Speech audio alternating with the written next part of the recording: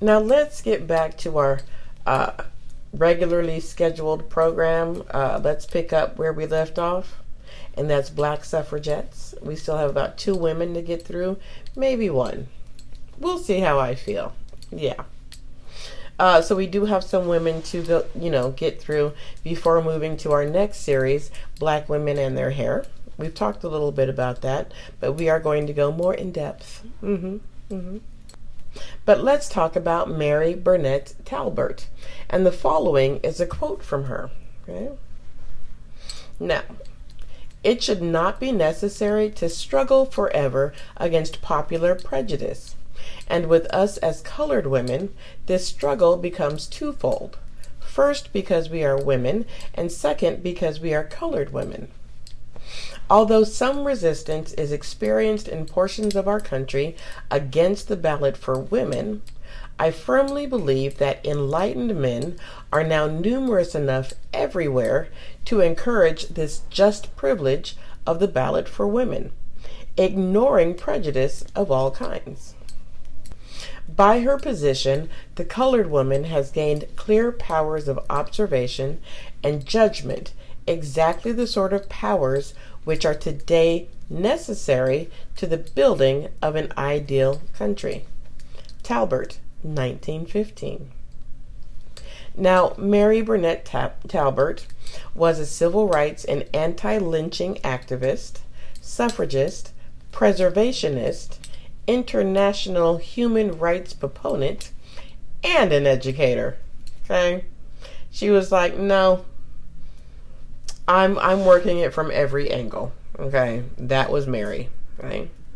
She was the only African American in her graduating class from Oberlin College. This is in 1886, and this is where she got her Bachelor's of Arts. In 1887, she was named assistant principal of Little Rock's Union High School. And she was the only black woman to hold such a position, and at the highest position held by a woman in Arkansas. She was an early advocate of women of all colors working together to advance their cause, and reminded white feminists of their obligations towards their less privileged sisters of color. In 1901, she founded the Christian Culture Club at the Michigan Avenue Baptist Church, and in 1908, she was a charter member of the Empire State Federation of Colored Women, and she eventually served as president. She was also the founder of the Niagara Movement, and she helped launch early organized civil rights activism in America. She was a founding member of the Phyllis Whitley Club, which is the first in Buffalo to affiliate with the National Association of Colored Women's Clubs, NACWC. See how we bring it all back together? Yeah, I know. Now, the Phyllis Whitley Club established a settlement house and helped organize the first chapter of the NAACP. This was in 1910.